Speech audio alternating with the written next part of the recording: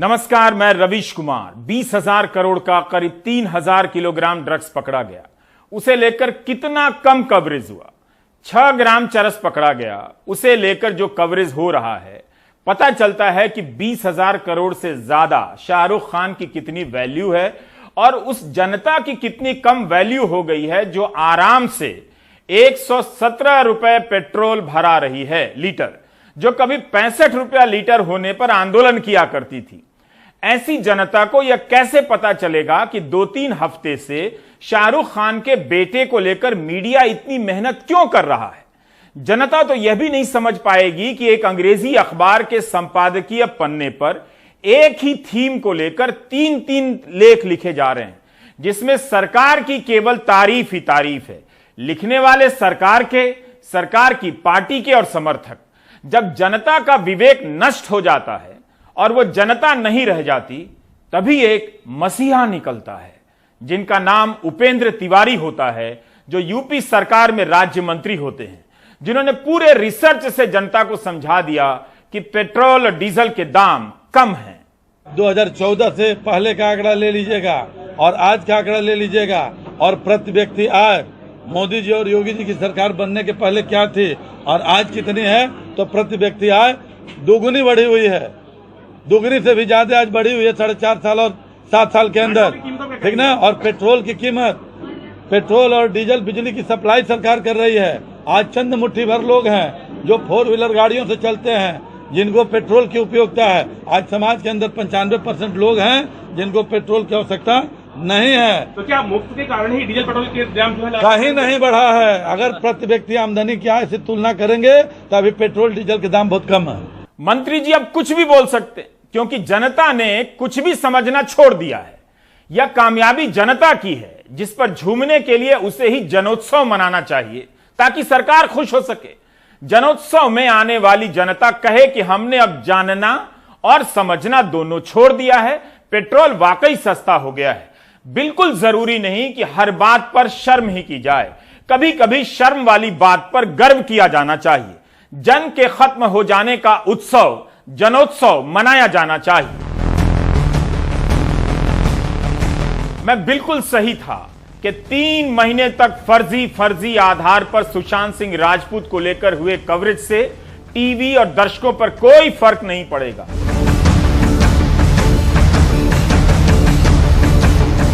दर्शक इसके बाद किसी और फर्जी मुद्दे पर हफ्तों की बहस और कवरेज देखना चाहेंगे। जो रिया के साथ हुआ वो आर्यन के साथ होना ही है और वो किसी और के साथ भी होगा। इतनी मेहनत इसलिए की जा रही है ताकि आप जब 117 रुपया लीटर पेट्रोल भरा कर घर आए, न्यूज चैनल देखें तो तकलीफ ना हो कि कई महीनों से अब तक पेट्रोल और डीजल के नाम पर आपकी जेब से 30-40 हजार रुपए तो निकल ही गए होंगे। जब जनता ही नहीं बची तो जनता की बचत की क्या चिंता। इसलिए इसे लेकर धीरज खोने की कोई जरूरत नहीं कि आर्यन खान का कवरेज इतना क्यों हो रहा है। एक फिल्म स्टार के ना झुकने या एक अच्छी भली इंडस्ट्री को कबाड़ में बदलने की कोशिशों के सवालों से हम दूर ही रहना चाहते हैं। इस सवाल से भी दूर रहने जा रहे हैं कि 19 सितंबर को गुजरात के मुंद्रा पोर्ट से जब 3,000 किलोग्राम ड्रग्स पकड़ा गया तो उसमें क्या हुआ। 22 सितंबर को 8 लोग अरेस्ट हुए। कुछ दिन बाद इस केस को एनआईए के हवाले किया गया। गुजरात के भुज स्थित narcotic drugs and psychotropic substances NDPS की विशेष अदालत की एक टिप्पणी 1 अक्टूबर के इंडियन एक्सप्रेस में छपी है। अदालत ने जांच एजेंसी से पूछा कि मुंद्रा पोर्ट से आपको किस तरह के डिटेल मिले हैं। डीआरआई यानी डायरेक्टरेट ऑफ रेवेन्यू इंटेलिजेंस ने कहा कि बयान रिकॉर्ड हुए हैं। अदानी ग्रुप इस मामले में कानूनी सलाह ले रहा है। तब कोर्ट ने कहा कि किस तरह की कानूनी सलाह, क्या वे कानून से ऊपर हैं? कोई भी कानून से ऊपर नहीं है। यह देश की सुरक्षा से जुड़ा बेहद गंभीर मसला है। 1 अक्टूबर के एक्सप्रेस में खबर छपी है कि इसी कोर्ट ने आदेश दिया है कि डीआरआई जांच करे कि पोर्ट अथॉरिटी को किसी तरह का लाभ तो नहीं हुआ। इस केस के कवरेज से संबंधित सभी डिटेल में जाने की जरूरत नहीं, क्योंकि हमारा सवाल दूसरा है। इसका जिक्र इतना बताने भर के लिए था कि 3,000 किलोग्राम ड्रग्स पकड़ा गया, उस पर चुप्पी है, और 6 ग्राम चरस पर हंगामा। हम इस बात को समझना चाहते हैं कि कॉन्शियस पोजीशन क्या है जिसके आधार पर आर्यन खान की जमानत रद्द हुई। कॉन्शियस पोजीशन को हिंदी में सचेत स्वामित्व, सचेत कब्जा कह सकते हैं। यानी आपको पता था कि प्रतिबंधित चीज किसी के पास है या आपके पास है। मुंबई की एनडीपीएस कोर्ट ने आर्यन खान की जमानत रद्द करते हुए कहा कि आर्यन के पास से ड्रग्स बरामद नहीं हुआ है। दूसरे अभियुक्त के पास 6 ग्राम चरस छुपी हुई रखी थी। आर्यन को इसकी जानकारी थी कि उनके दोस्त के पास ड्रग्स है, इसलिए कहा जा सकता है कि ड्रग्स दोनों आरोपियों की जानकारी में मौजूद था। व्हाट्सएप की बातचीत में ड्रग्स का जिक्र मिलता है। अभियोजन पक्ष का आरोप है कि आर्यन उनके संपर्क में था जो प्रतिबंधित ड्रग्स का धंधा करते हैं, इसलिए साजिश में शामिल होने का मामला बनता है। व्हाट्सएप की बातचीत को देखते हुए नहीं कहा जा सकता है कि खान जमानत पर छूटकर फिर से वही अपराध नहीं करेंगे। कोर्ट ने यह भी कहा है कि दोनों ने अपने स्वैच्छिक बयान में कहा है कि मस्ती और उपभोग के लिए रखा था। आर्यन खान 19 दिनों से जेल में हैं, बाकी आरोपी भी। इस पूरी बहस में कॉन्शियस पोजीशन कहीं आसमान से तो नहीं टपका, कानून की स्थापित परंपराओं में होगा ही। खासकर ड्रग्स के मामलों में इस आधार पर कई सारे फैसले दिए गए हैं। सुप्रीम कोर्ट ने भी नवाज खान के मामले में इस तरह का फैसला दिया था। कोर्ट ने नवाज खान का बेल रिजेक्ट कर दिया। हम इसी पहलू पर बात करने के लिए संविधान और क्रिमिनल लॉ के विशेषज्ञ फैजान मुस्तफा से बात करेंगे। फैजान साहब, मेरा सवाल यह है पहला कि एक पोजीशन होता है, यानी कोई चीज किसी आरोपी के पास थी, हथियार या ड्रग्स हो, और एक है कॉन्शियस पोजीशन, यानी पास में चीज ना हो मगर उस चीज के होने की जानकारी हो कि कहीं पर है, किसी के साथ है। कानून में इस आधार की यात्रा कैसे शुरू होती है और ये क्या कॉन्सेप्ट है, इसके बारे में जरा बताइए। रवीश, पहले तो ये समझिए कि पोजेशन का जो प्रिंसिपल है उसको कहते हैं कि possession is 9 point of law, यानी 90% किसी भी लॉ में जो है वो पोजेशन है। यानी किराएदार मालिक मकान में झगड़ा है तो पोजेशन जिसके पास है वो माना जाता है कि बड़ा अहम है। लेकिन यहां बात हो रही है पोजेशन एक जुर्म की तरह, एक क्राइम की तरह। तो इसमें जो पूरा एक सिस्टम रहा वो ये कि किसी भी चीज को हम जुर्म जब मानेंगे जब उसको करने वाले ने कोई प्रोहिबिटेड एक्ट किया हो, यानी अगर किसी ने मर्डर किया है तो कोई आदमी मरा हो, अगर किसी ने चोरी की है तो कोई सामान उसने चुराया हो, और उसके साथ साथ होगा मेंस रिया। मेंस रिया का मतलब गिल्टी माइंड। तो जब जराइम डिफाइन किए जाएंगे पीनल कोड में या किसी और लॉ में, उसमें वर्ड्स आएंगे जो डिनोट करेंगे mental state, knowingly, deliberately, intentionally, dishonestly. अब ये इंडस्ट्रियल रेवोल्यूशन के बाद इंग्लैंड में और फिर अमेरिका में भी ऐसे नए रेगुलेटरी क्राइम्स बने, सोशो इकोनॉमिक क्राइम्स बने, फूड अडल्ट्रेशन से रिलेटेड क्राइम्स बने, जिसमें यह कहा गया कि सरकार को प्रूफ करने में तकलीफ हो रही है, इसलिए मेंटल स्टेट जो है वो हटा दी जाए। और यह कहा जा रहा है whoever possesses, whoever causes death, यानी मेंटल एलिमेंट उसे हटा दिया गया। फिर जब कोई 150 साल तक ये चलता रहा और ये हुआ कि ये बहुत ही अनइथिकल बात है कि किसी का इंटेंशन नहीं है, किसी को नॉलेज नहीं है और उसको सजा दी जाए, तो मेंस रिया दोबारा से आने लगा। अब ये जो पोजेशन वाले जराइम हैं, इनके सिलसिले में हाउस ऑफ लॉर्ड्स का मशहूर केस है वार्नर का। लेकिन आप देखिए रवीश के फैक्ट्स इंपॉर्टेंट हैं हर केस के। 20,000 गोलियां थी इस आदमी के पास और यह क्वेश्चन था कि क्या यह पजेस करता है उन्हें या नहीं करता। और कोर्ट ने कहा कि सिर्फ फिजिकल पोजेशन से काम नहीं चलेगा कि उसके कब्जे में कोई चीज है, बल्कि क्या उसका इंटेंट है उसे पजेस करने के लिए।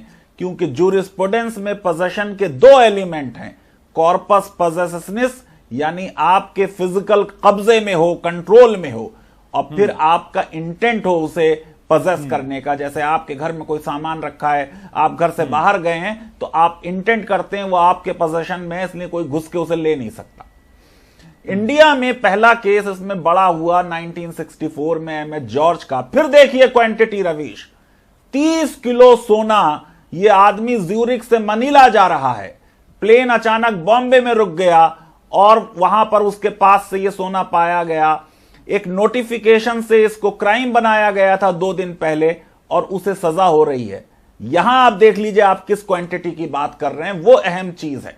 ये मैं समझता हूं कि पोजेशन के ऑफेंसेस में कोर्ट्स ने भी कहा है बार बार कि हर केस के जो फैक्ट्स एंड सर्कमस्टांसेस होंगे वो डिटरमिन करेंगे, और कोई अगर एक भी फैक्ट अलग है बिल्कुल यूनिक, तो उसके बिना पर लॉ को फॉलो किया जाना चाहिए।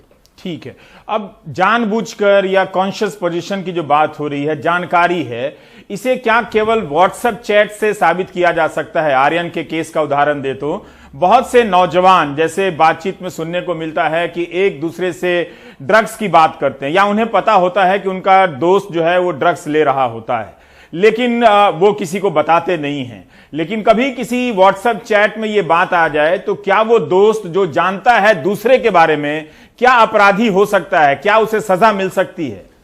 रवीश, पहली चीज तो यह कि व्हाट्सएप चैट एक प्राइवेट चैट है। राइट टू प्राइवेसी जो है वो फंडामेंटल राइट है। दूसरे, हमारे एविडेंस लॉ में जो पर्सनल इंटीमेट रिलेशनशिप्स हैं उनके बीच अगर बात कही जाए, हस्बैंड ने बीवी से कोई बात कही, वकील से किसी क्लाइंट ने कोई बात कही, उसकी एविडेंस नहीं दी जा सकती। मैं ये समझता हूं कि बहुत वीक केस है इस बात पर कि साहब बातचीत हो रही है। दूसरे, अक्सर ऐसा होता है, पूरे जो लॉ है नारकोटिक ड्रग्स का, उसमें मेन पर्पज ये है कि हम ये लोग जो इस तरीके की चीजों में पड़ गए हैं उनको दोबारा से समाज में ले आएं, रिफॉर्मेशन हो, उनको सिक्योर कर लें दोबारा। उसमें अक्सर आपसे उनसे लंबे एंगेजमेंट करने पड़ते हैं। उस दौरान अगर कोई बात कर रहा है तो जो बात करने वाला है अगर उसकी भी लायबिलिटी हो गई तो फिर तो आप ये समझिए कि हम जो नारकोटिक ड्रग्स एक्ट है उसकी पॉलिसी से हट गए। रवीश, जो चंद लॉ में वर्ड्स हैं, कहते हैं law is game of words. ये जो सेक्शन 8C है जो इस केस में भी इन्वॉल्व है आर्यन के, आप देखिए क्या क्या चीज को प्रोहिबिट करता है। Production, manufacturing, selling, purchase, transport, warehouse, interstate import export, देश से विदेश आयात और निर्यात, इसमें सबसे कम कोई चीज है तो वो है पोजेशन लो क्वालिटी का, क्योंकि एक्ट की पॉलिसी है कि कमर्शियल क्वांटिटी में अगर आपके पास है यानी 1 किलो से ज्यादा तो डिफरेंट डिस्पेंसेशन होगा, और अगर स्मॉल क्वांटिटी में है, और स्मॉल क्वांटिटी की डेफिनेशन रवीश 100 ग्राम तक है, तो डिफरेंट डिस्पेंसेशन होगा। और फिर उसमें कंजम्पशन की बात हो रही है। कंजम्पशन वाले केसेस में सजाएं नहीं देनी है, बल्कि यंगस्टर्स को दोबारा से क्योर करके समाज का हिस्सा बनाना है। मैं ये समझता हूं कि ड्रग एडिक्ट्स को बचाना बहुत बड़ा काम है। ये जो एक प्यूनिटिव क्रिमिनोलॉजी की तरफ, एक रिवेंजफुल वेंजियंस की तरफ हम बढ़ रहे हैं, ये बिल्कुल क्रिमिनल जस्टिस सिस्टम का मिसयूज है। जी, जो पोजीशन है यानी कोई चीज आपके पास से मिली हो, वो किस तरह से अपराध है, जिसे होने भर से और कोई चीज नहीं है लेकिन आप जानते हैं कि किसी के पास है तो अपराध है। तो क्या इन दोनों में सजा में कोई फर्क होता है? अभी आपने कहा कि जो ड्रग एडिक्ट है उसके खिलाफ जिस तरह का अभियान चलाया जा रहा है वो भी गलत है, वो क्रिमिनल जस्टिस का ये मकसद नहीं है इस मामले में, लेकिन क्या दोनों की सजाएं अलग हैं? आप देखिए, इस एक्ट को पढ़ना चाहिए। उस एक्ट में आप सोचिए कि कहीं पर यह बात कही जा रही है कि मैंडेटरी डेथ सेंटेंस, गो कि यह भी सुप्रीम कोर्ट के मिथु सिंह के जजमेंट के खिलाफ है। यानी किसी का एक बार कन्विक्शन हुआ और अगर दोबारा कन्विक्शन होगा तो उसको सिर्फ डेथ पेनल्टी दी जा सकती है। यानी यह प्रोविजन ही एब्सोल्युटली असंवैधानिक है। लेकिन आप देखिए कि जहां पे कंजम्पशन हो रहा है, इस केस में कंजम्पशन भी प्रूव नहीं हुआ है, सिर्फ पोजेशन प्रूव हुआ है दोस्त के ऊपर। कंजम्पशन में 1 साल की सजा या 20 साल का जुर्माना या दोनों। यानी हो सकता है कि कोई जज फैक्ट्स एंड सर्कमस्टांसेस को देखते हुए 1 दिन की भी सजा ना दे और सिर्फ 20,000 का फाइन लगाए। दूसरी तरफ आप देख लीजिए कि अगर कोई फाइनेंस कर रहा है ड्रग ट्रैफिकिंग को तो उसको 20 साल की सजा और 20 लाख का जुर्माना। ये दोनों केसेस को मिलाना मैं समझता हूं कि बिल्कुल आर्बिट्रेरी है, राइट टू इक्वालिटी का वायलेशन है और बिल्कुल एब्सर्ड और रेडिकुलस है। तो इसी तर्ज पे अगर पोजीशन वाली बात करें तो जैसे मुद्रा पोर्ट पर जिस जहाज से 20,000 करोड़ का ड्रग्स आया, उस जहाज के कर्मचारियों, जहाज के कप्तान, पोर्ट के प्रबंधक, सब पर यह कॉन्शियस पोजीशन लागू हो सकता है?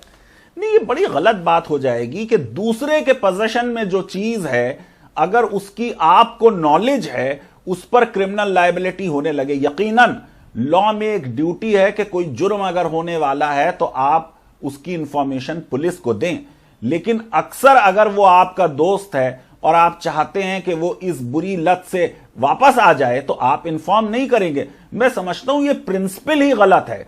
देखिए, बात जो हो रही थी पूरी कॉन्शियस पोजेशन की, वो ये हो रही थी कि मेरे पोजेशन में चीज थी, तब भी मुझे सजा नहीं होगी अगर मुझको मालूम नहीं था और वो इंटेंशनल पोजेशन नहीं था और मैं अवेयर नहीं था उसके फैक्ट्स के बारे में कि ये पोजेशन में है। ये बात हो रही, यानी कोई कोरियर है, उसको आपने कोई सामान दे दिया और वो बीच में पकड़ा जा रहा है, तो उस कोरियर के पोजेशन से वो रिकवर होगा, लेकिन उसका इंटेंट नहीं है उसे पोजेस करने का।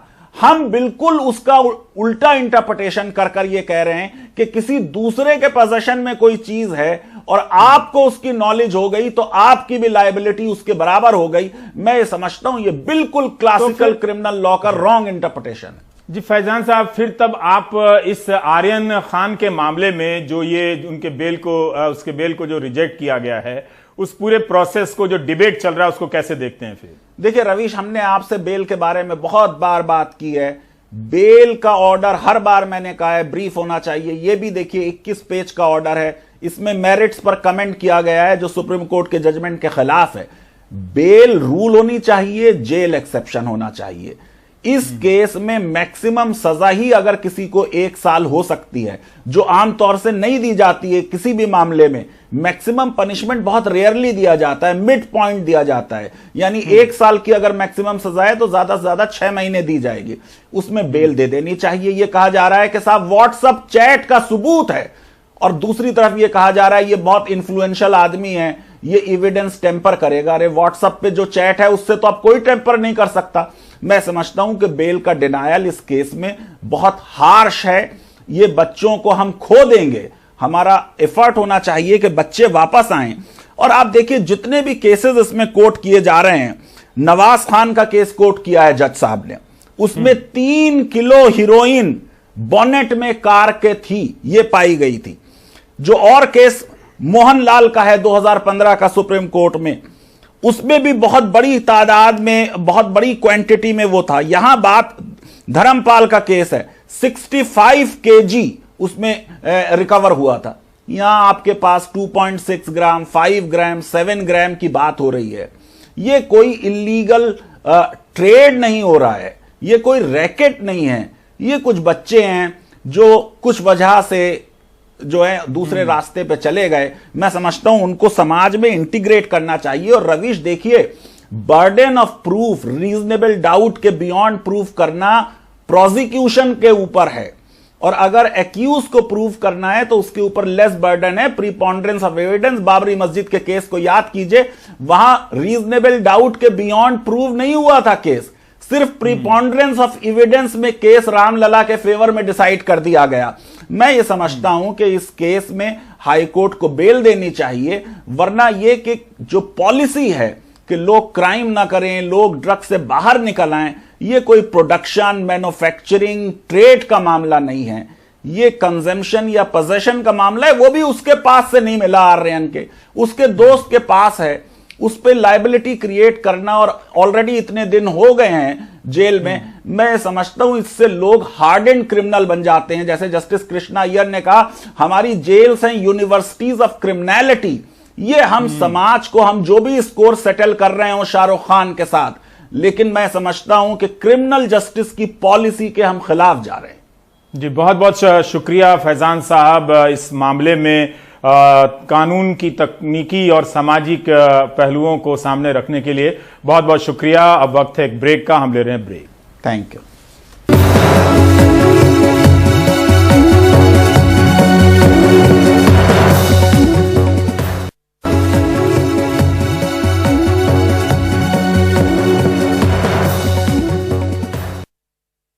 क्या उज्ज्वला के तहत दिया गया सिलेंडर इतना महंगा हो गया, गरीबों की पहुंच से इतनी दूर जा रहा है कि लोग अब कबाड़ी वाले को भी बेच रहे हैं? एक बार में तो यकीन नहीं हुआ, लेकिन अनुराग द्वारी की इस रिपोर्ट को देखिए।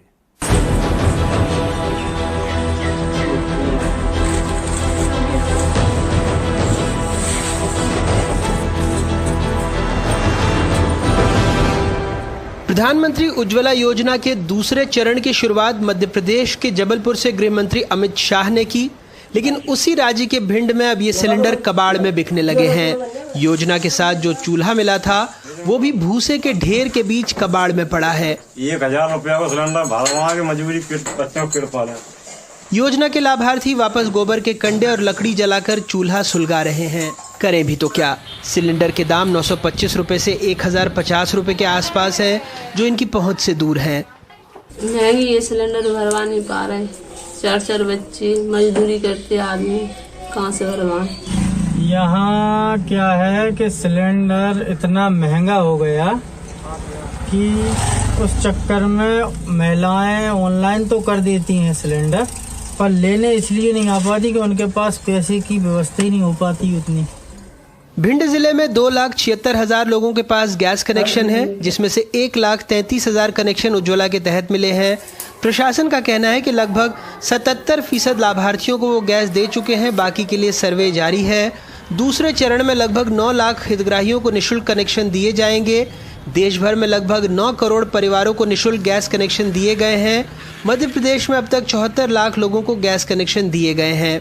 वैसे कबाड़ में सिलेंडर मिलने पर जिला आपूर्ति अधिकारी नियमानुसार कार्रवाई की बात कर रहे हैं। हालांकि कनेक्शन वापसी के सवाल पर वो चुप्पी साध लेते हैं, नियमों का हवाला देते हैं। पूरा कनेक्शन फ्री दिया जा रहा है, उसमें रेगुलेटर, चूल्हा और उसकी रिफिल भी फ्री दे रहे हैं। इस बार पहली बार शासन ने रिफिल भी फ्री कर दी है उसकी। सिलेंडर के दाम बढ़ रहे हैं तो लोग सिलेंडर भरा नहीं रहे हैं, कबाड़े में बेच रहे हैं। ऐसी जानकारी हमें नहीं है। नहीं, अगर आपके पास ऐसी जानकारी आती है जो उज्ज्वला योजना के, इन कंपनियों को हम निर्देशित करेंगे। अगर ऐसी स्थिति है तो उन पर कार्रवाई करने के लिए हम बताएंगे। सरकार कनेक्शन वापसी का ठोस आंकड़ा नहीं देती, लेकिन एजेंसी संचालक कहते हैं कि लगभग 70% लाभार्थी दोबारा गैस भरवाने नहीं आ रहे हैं। उज्ज्वला के नए और चमचमाते इश्तिहार के बीच सरकार एक बेहद पुरानी और बुनियादी बात भूल जाती है कि गरीबों के लिए चूल्हा कोयले से जले या गैस से ज़्यादा अहम है कि चूल्हा जलता रहे। और इस महंगाई में तो चूल्हा जलाते रहना बड़ों की बस की बात नहीं रही। भिंड से दिलीप के साथ भोपाल से अनुराग द्वारी, NDTV इंडिया। आप देख रहे थे प्राइम टाइम। नमस्कार।